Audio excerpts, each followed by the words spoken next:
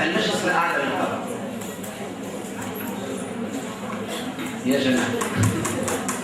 الهادفة إلى خدمة فكرة الجمهورية الأولى أن تخدم هذه الفكرة بقدر ما أريد لها أن تكون يدا للسلطة التنفيذية تمدها كل ما عمل لها ذلك لتذكر القضاء في تونس بأنه لم يكن غير مرفق عمومي خاضع لإرادة السلطة التنفيذية وخادم لأهوائها، وهو ما تجلى من خلال إشراف وزارة العدل على إدارة المحاكم التابعة لها، وإشراف رئاسة الحكومة على سير القضائي الإداري والمالي، إضافة إلى ما يعكسه تنظيم المجلس الأعلى للقضاء السابق على مستوى التركيبة والصلاحيات من تبعية للسلطة التنفيذية سواء مثلها رئيس الجمهورية أو وزير العدل.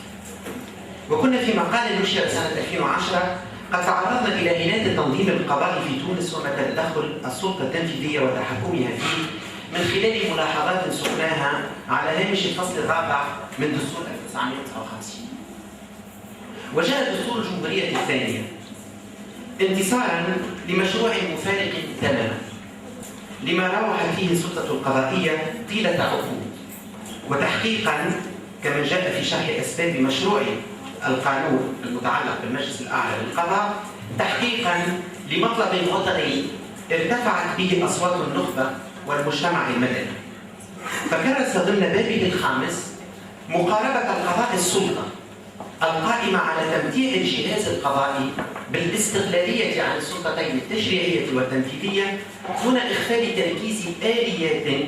للمراقبة طبق نظرية توازن السلطة. وفي قلب هذه المعادلة الرامية إلى إرساء فصل قائم على التعاون بين السلطات الثلاث séparation collaboration لا فصل عازل séparation isolation دون أن يؤدي ذلك إلى سيطرة سلطة على الأخرى، يجد المجلس الأعلى للقضاء مكانه، وهو الذي أحدثه دستور 2014 من خلال الفرع الأول من القسم الأول من الباب الخامس السلطة القضائية المحتوي على الفصول من 112 إلى 114.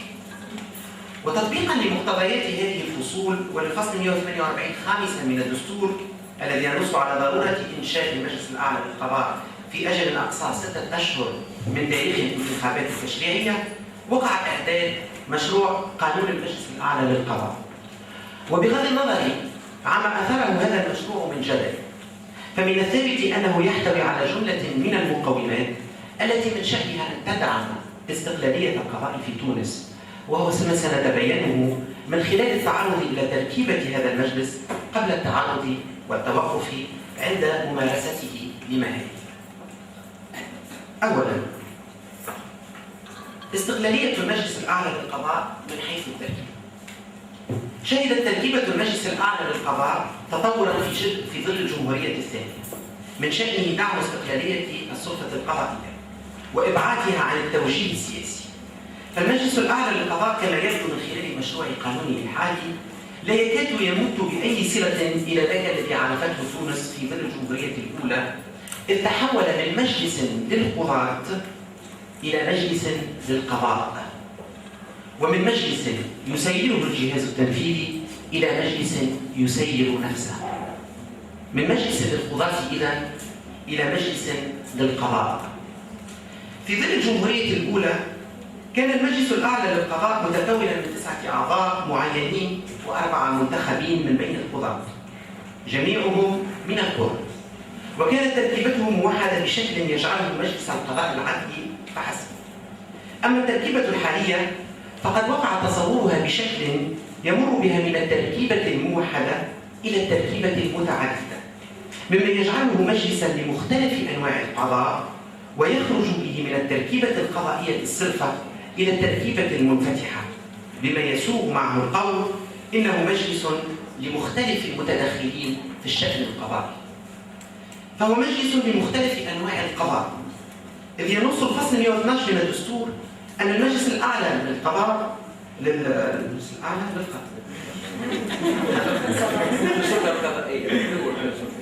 يتكون من 4 هياكل،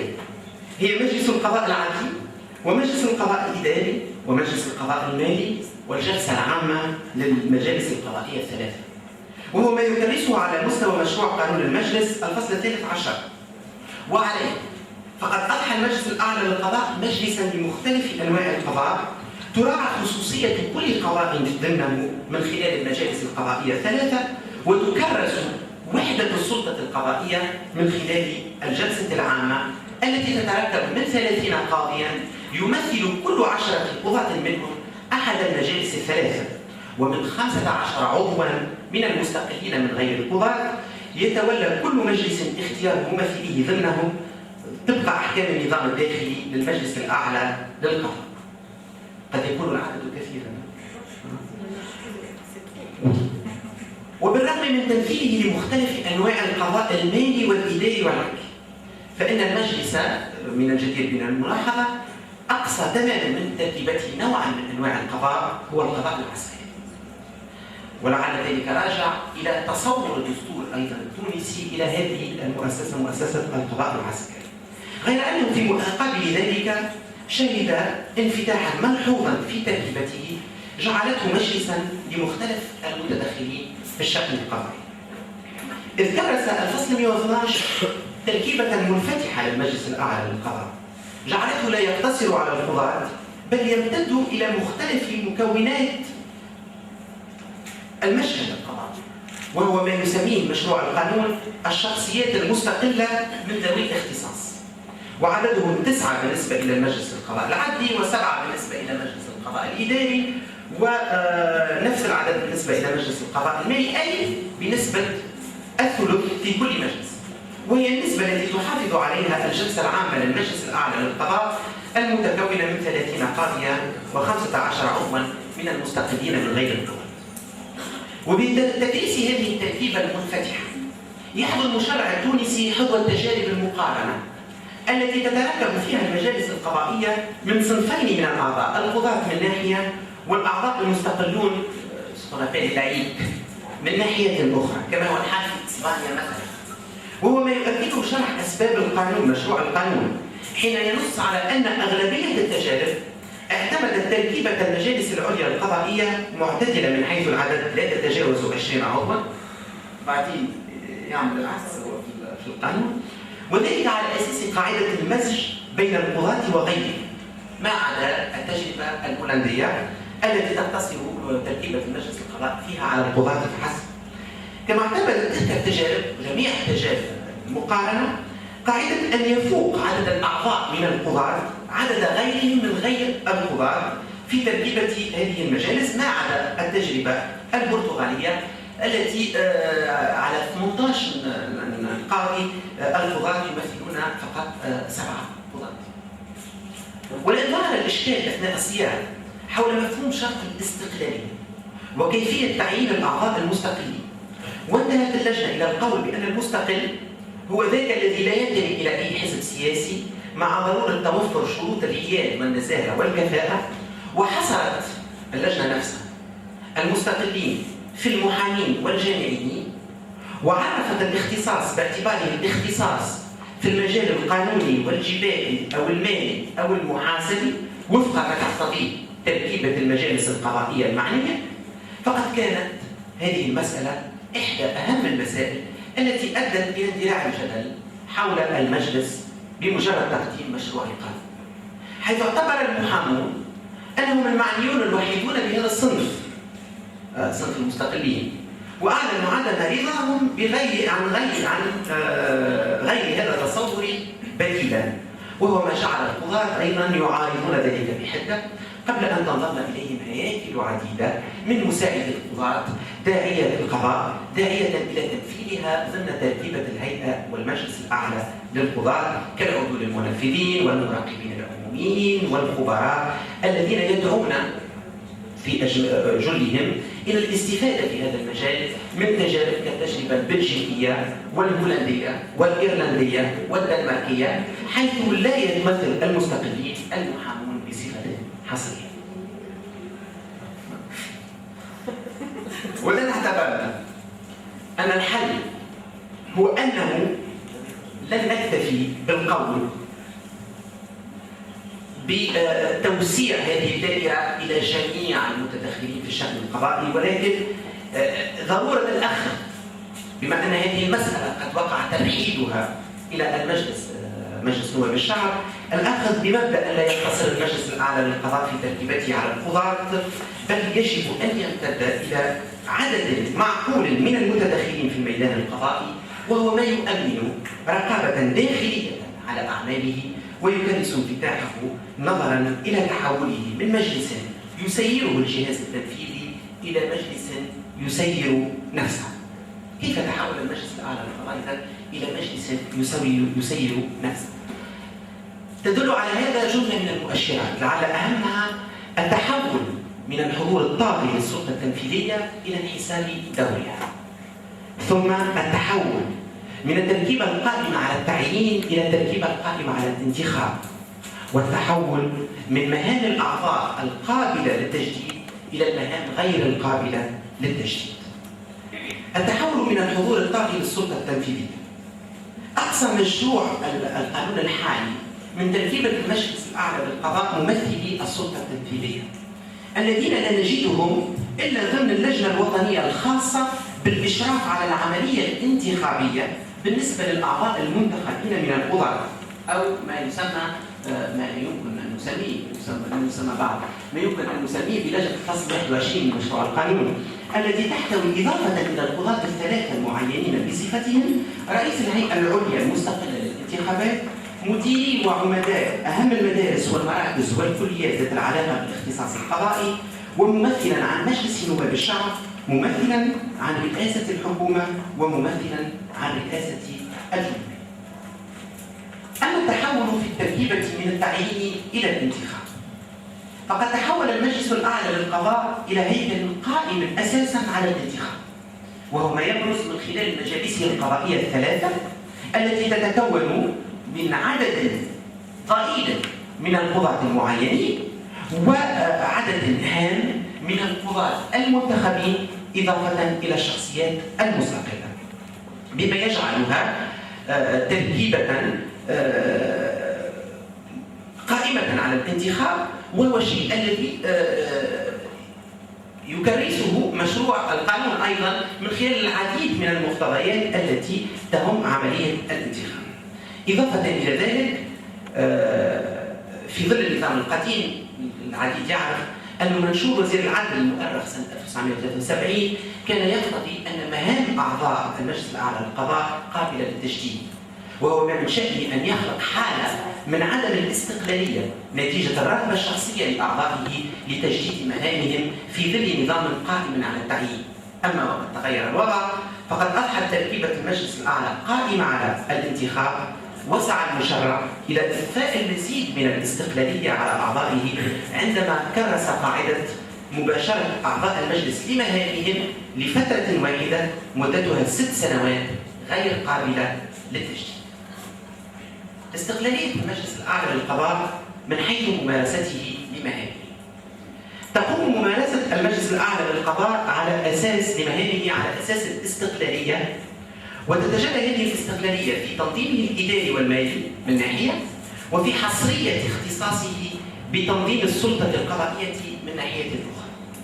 أما عن الاستقلالية الإدارية والمالية، فهي الاستقلالية التي يرسيها الفصل 113 من الدستور عبر تنصيصه على أن المجلس الأعلى للقضاء يتمتع بالاستقلال الإداري والمالي والتسيير الذاتي، ويعد مشروع ميزانيته ويناقشه أمام اللجنة المختصة بمجلس نواب الشعب، وهو ما درسه أيضا مشروع القانون. وتؤكده جملة من مقتضيات مشروع القانون كالفصل الثالث الذي ينص على إعداد المجلس لمشروع ميزانيته، والفصل السابع الذي يمنحه صلاحية ضبط نظامه الداخلي، والفصل 19 الذي ينص على تولي كل هيكل من الهياكل الأربعة المكونة للمجلس انتخاب رئيس ونائب له من القضاة الأعلى رتبة. غير أن في إطار الجدل الحاصل بعد عرض مشروع القانون طرحت مسألة الرقابة على هذا الهيكل المستقل،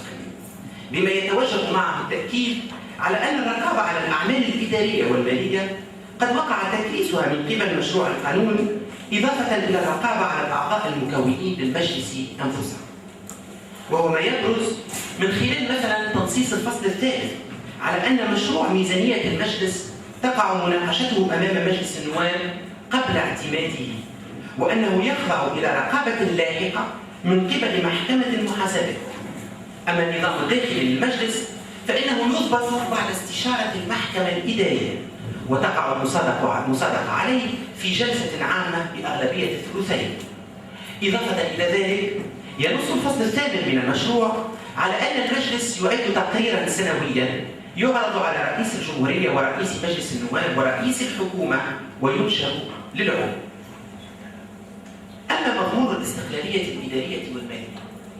فإنه يبقى ضمن مشروع القانون غير واضح. فهل يعني هذا أن المجلس سوف تكون له ميزانية خاصة بكل مصاريفه بما في ذلك أجور القضاة ومصاريف المحاكم وصيانة وبناء مقراتها وهو يتماشى مع اعتباره سلطة مستقلة، أم أن استقلاليته ستقف عند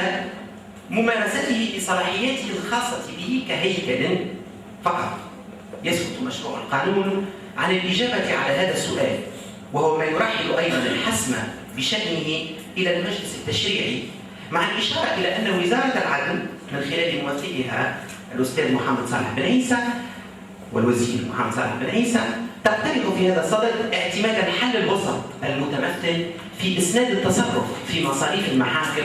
إلى السلطة التنفيذية وحصر ميزانية المجلس في مصاريفه الخاصة به كهيكل. حصرية اختصاص تنظيم السلطة القضائية أخيرا. أضحى المجلس الأعلى للقضاء مع مشروع القانون الجديد هيكلا مسؤولا عن القضاء باعتباره سلطة، ولم يكن بالإمكان إرساء هذا البناء دون إحداث إدارات داخل المجلس تبرز مقومات السلطة على مستوى الإدارة والتنظيم، فتم إرساء إدارته على أساس كتابة عامة، إدارة لشؤون القضاة، تفقدية عامة لشؤون القضاة، وإدارة للبحوث والدراسات والتعاون الدولي. وتعمل هذه الهيكلة الإدارية على تأمين قيام المجلس الأعلى للقضاء بمهامه وممارسته لاختصاصاته التي تعدت لتشمل كل ما يتعلق بالسلطة القضائية، ويمكن تقسيمها إلى صنفين أساسيين: ما يتعلق منها بتنظيم السلطة القضائية ككل، وما يخص منها المسار المهني للقضاة. أما الصنف الأول أي الاختصاصات المتعلقة بتنظيم السلطة القضائية ككل، فتتراوح بين ما يمس بالقضاء عموما وما يمس بالمجلس الأعلى للقضاء نفسه. نجد ضمن الاختصاصات الماسة بالقضاء عموما اختصاصا عاما يتمثل في إصدار قرارات ترتيبية في مجال اختصاصه، تعيين أربعة أعضاء بالمحكمة الدستورية، إعداد مدونة أخلاقيات القاضي، تلقي الشكاوي عن مخالفة موجبات الفصل 109 من الدستور أي التدخل في القضاء، الإشراف على التفقد القضائي، إبرام اتفاقيات التعاون في المجال القضائي، والإشراف على المعهد الأعلى للقضاء، وهي في أغلبها صلاحيات سلبت من السلطة التنفيذية. أما على مستوى ما يتعلق بالمجلس نفسه فهي اختصاصات من قبيل إعداد النظام الداخلي للمجلس، إعداد مشروع ميزانية المجلس، ضبط المنح والامتيازات المقررة لأعضاء المجلس، والنظر في المسائل المتعلقة بالعضوية. وأما الصنف الثاني من الاختصاصات فيتعلق بما يخص المسار المهني للقضاة، ويشمل وضع التدابير المتعلقة بالمسار المهني للقضاة ونظام تأجيرهم وضبط الخطة الوظيفية ونظام تأديبهم ورفع الحصانة عنهم وغيرهم من الاختصاصات. ويؤدي سعة هذه الاختصاصات ما منحه الفصل 39 من المشروع من اختصاص للجلسة العامة للمجالس القضائية نفسها، حيث ينص على أنها تطلع باختصاصين هما اختصاصين يمكن أن نقول أنهما يؤطران المشهد القضائي ككل. أولهما اقتراح الإصلاحات الكفيلة بضمان حسن سير القضاء واحترام استقلاله، خاصة فيما يتعلق بدعم حقوق المتقاضين وتطوير قواعد سير العدالة والرفع من النجاعة القضائية. ثم إبداء الرأي في مقترحات ومشاريع القوانين المتعلقة بالقضاء التي تعرض عليها وجوبا، والتي تهم خاصة تنظيم العدالة وإدارة القضاء واختصاصات المحاكم والإجراءات المتبعة لديها والأنظمة الخاصة بالقضاة والقوانين المنظمة للمهن ذات الصلة بالقضاء. بغض النظر إذن عما أثير من جدل حول مشروع قانون المجلس الأعلى للقضاء يمثل تصوره اليوم في ظل الجمهورية الثانية تصورا ثوريا بكل ما تعنيه الكلمة بالمعنى، نظرا إلى الانتقال الواضح الذي يسير من نظام القضاء المرفق إلى نظام القضاء السلطة، غير أن العديد من المسائل الفرعية التي أثارها الجدل الذي رافق مشروع قانونه قد طفت إلى السطح وأثارت آراء مخالفة جعلت الفصل في شأنها منوطا بمجلس نواب الشعب. وفي انتظار هذا الحسم نصبر أنفسنا بقول الشاعر: ستبدي لك الأيام ما كنت جاهلا ويأتيك بالأخبار من لم تزود. شكرا.